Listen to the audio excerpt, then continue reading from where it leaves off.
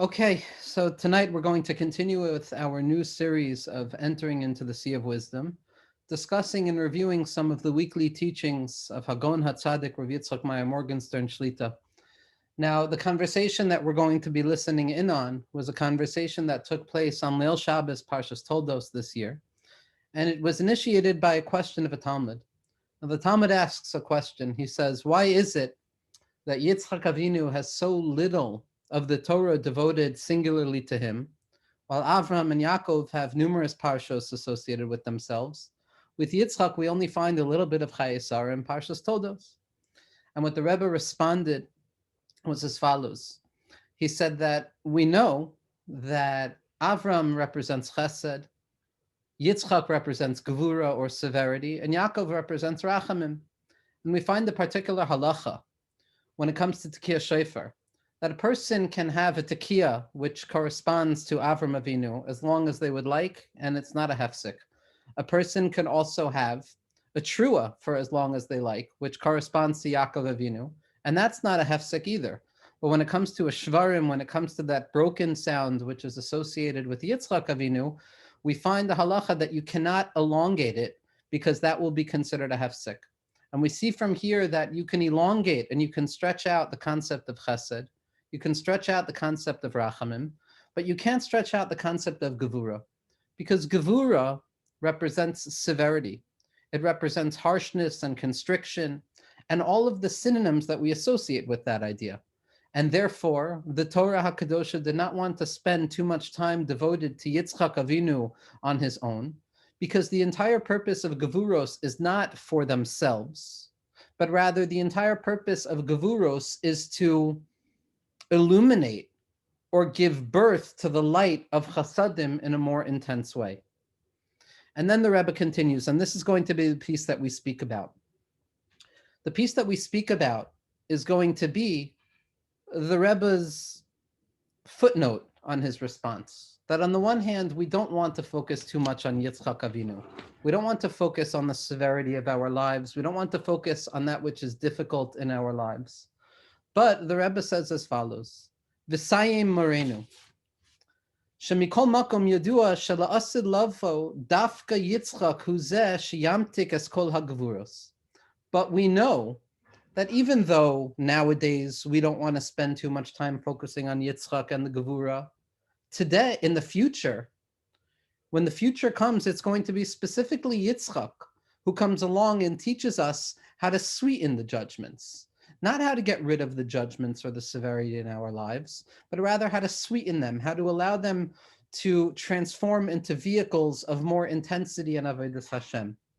And we learn this from the Gemara in Masechah Shabbos, Daf Peiches Amud Aleph.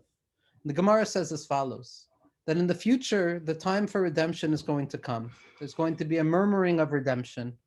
And HaKadosh Baruch Hu is going to have a difficult time finding a good enough reason to redeem the Jewish people, Kavyachol. So he's going to awaken our grandparents. He's going to come to Avram Avinu, who represents Chesed, and he's going to say, Avram, give me a reason for your children to merit redemption. And Avram Avinu is basically going to say, I don't recognize them. These are not my kids. These are not my people anymore.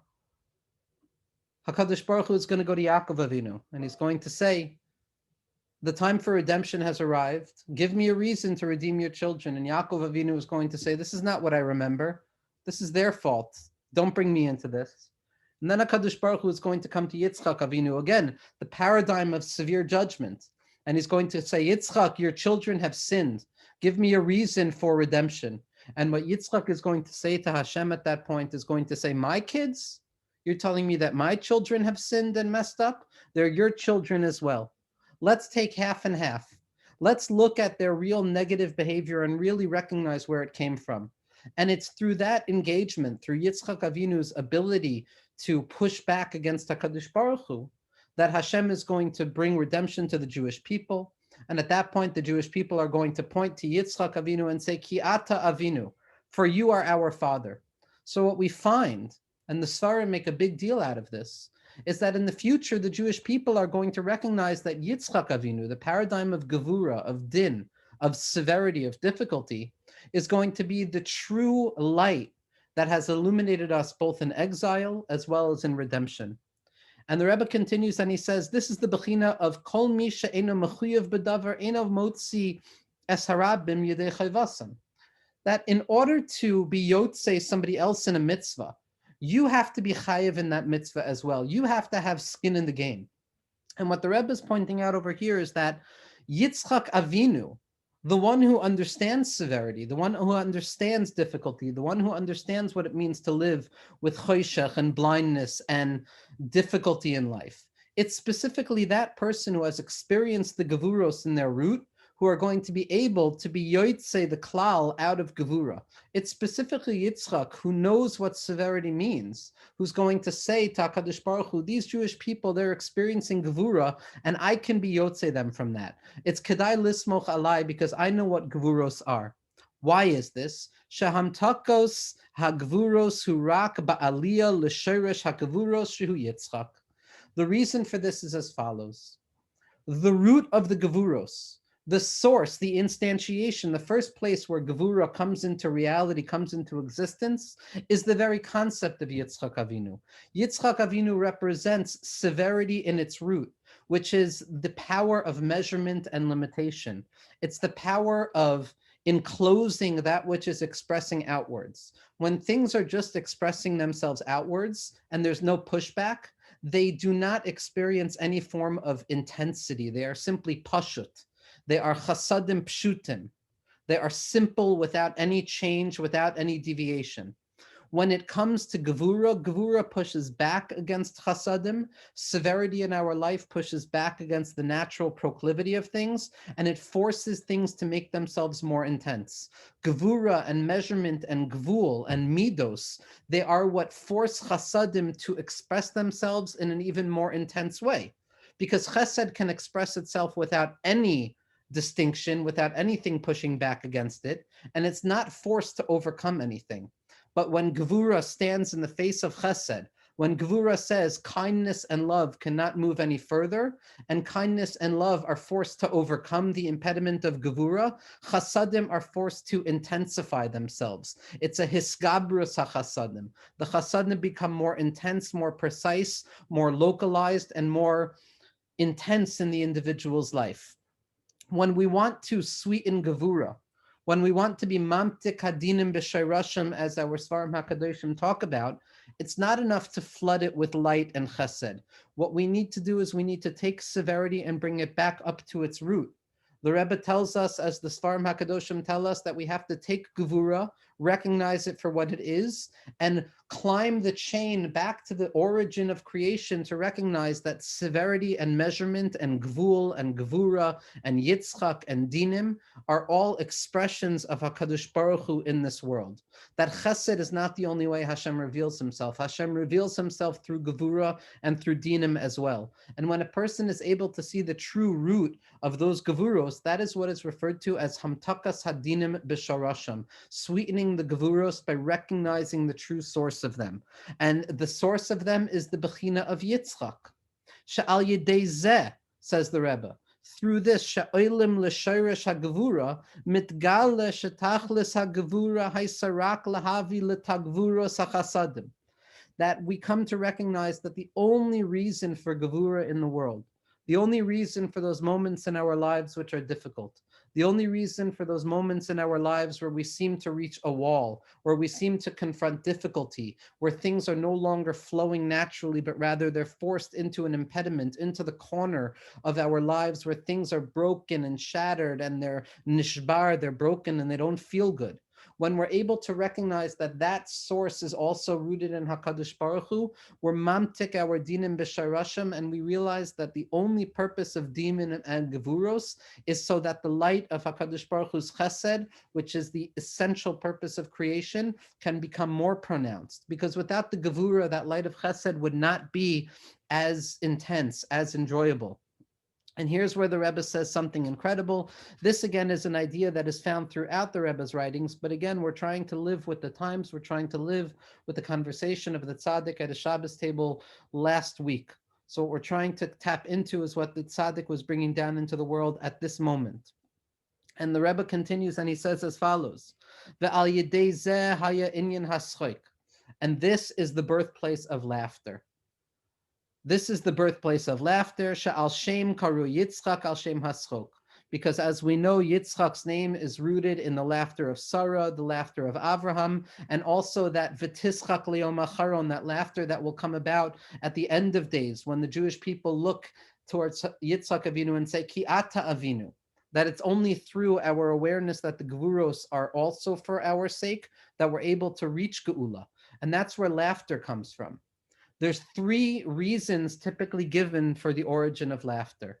Two of them we're going to throw away. One of them we're going to read into what the Rebbe is saying here. And this is something that is clear throughout the writings of the Vilna Gaon on Kabbalah, especially the Leshem Shvei V'Achaloima and Rav Yitzchak Isaac Chaver, as well as Rav Menachem Mendel Mishklov, tzaddikim who the Rebbe has a complete control of and utilizes to bring this point down in numerous places. We're told that there's three reasons for laughter. One of them is a physiological reaction, that just like when a person is overwhelmed with emotions, they express their emotion through tears. So too, when a person is overwhelmed with emotions, they express that over intensity through laughter. There's a catharsis of laughter, so to speak.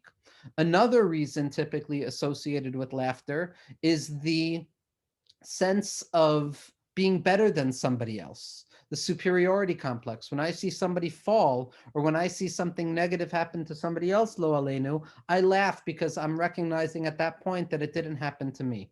We're going to throw away those two reasons of laughter. The third reason given for laughter is something referred to as the incongruity theory. When things flip and they begin to reveal themselves to be the very opposite of what we expected, something funny happens. We crack up.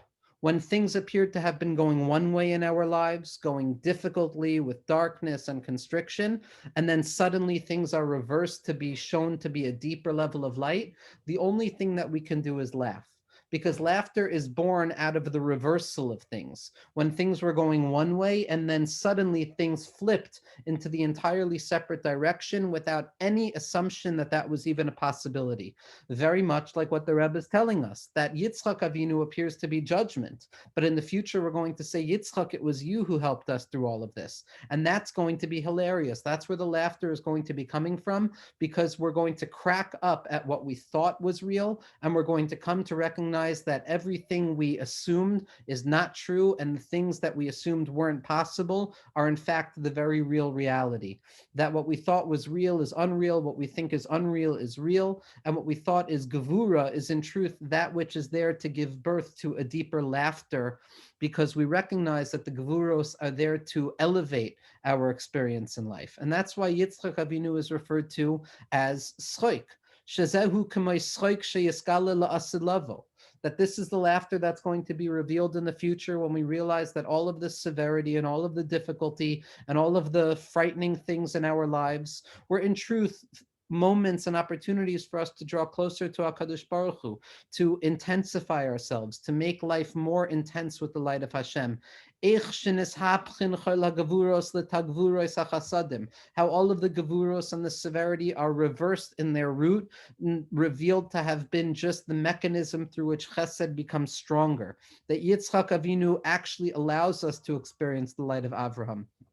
Kemo bechinas haschoik shel Purim. This is the laughter of Purim. V'nahapaychu. This is laughter when Haman himself, Haman Harasha, builds the gallows chas v'shalom to hang the tzaddik, and on those very gallows themselves, Haman Harasha is destroyed. That the thing that we were most afraid of turns out to be the birthplace of laughter. It's incongruous. It's a schoik. It's hilarious.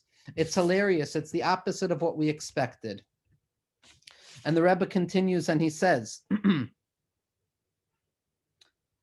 we're going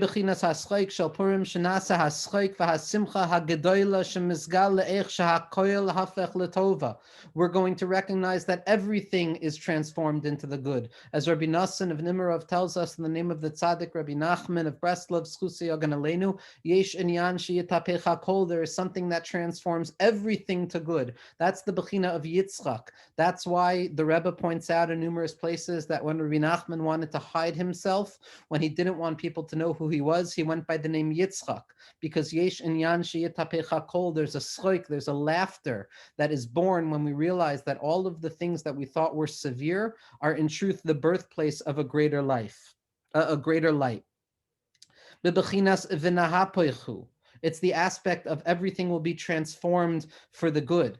And here the Rebbe says something incredible. V'alkein isa b'svarim, and therefore it's written in writings, sheschoik, that the gematria of laughter, which is 414, is the gematria of Or Ein Sof. It's the gematria of the unlimited light of HaKadosh Baruch Hu that descends into the world to help us see that everything that we thought was dark and concealed is in truth suffused and saturated and filled with the light of HaKadosh Baruch Hu, that even our darkest, lowest experiences, and each person knows what that means in their lives, are filled with light. And when we see the light within that darkness, not only are we mamtik dinim b'sharasham, not only are we laughing, but we're drawing more light of HaKadosh Baruch Hu into the world. Every moment that a Jewish person finds themselves in a struggle and they draw down the light of Amunah into that struggle, we're drawing more of the infinite light, or Ein Sof, into reality. And that's the birthplace of Schoik. She'inyan zeh, that this concept of hafichas hagvuros el tagvuros hachasadim, the transformation and the reversal and the transvaluation of gvuros and severity into a more intensified expression and more potent expression of chesed and light, Mevi legiloi elokus bedarga hagavoa. It draws down an even deeper revelation of Or Ein Sof. It helps us see how HaKadosh Baruch Hu is not only found in the chesed, not only found in the light, but HaKadosh Baruch Hu is found in the severity as well. Shel Giloi Or Ein Sof, which is more of a revelation of the light of the infinite. Sheyisgale berachamim b'mheira b'yameinu amen. This teaching, what it enables us to do is clear and it's explicit as day. That when a person finds themselves in constriction, when a person finds themselves in darkness, when a person finds themselves in confusion, instead of bemoaning their lot, instead of sighing and crying over it, what we can do is we can be mamtik dinim b'sharashim. We can realize that where does this difficulty come from? Where does this concealment come from? It comes from the aspect of Yitzchak. It comes from the aspect of the tzimtzum, of the limitation that HaKadosh Baruch Hu has placed into the world deliberately so that chesed could be more pronounced. And when we come to recognize that, we can laugh about it. And by laughing about it, we learn to be mamtik it. And by being mamtik it, we draw more light of HaKadosh Baruch Hu down, because now the darkness is revealed to be light as well. Now, just a remes ledavar, that the name of the tzaddik that we're discussing is Yitzchak Meir. And we said in the name of the Gemara in Shabbos Peiches that in the future we're going to say Ki Ata Avinu, that Yitzchak Avinu is our father. And the Rebbe's Torah is a Torah that reveals the koyach of Gevuros in a way that very few tzaddikim before or currently are capable of revealing.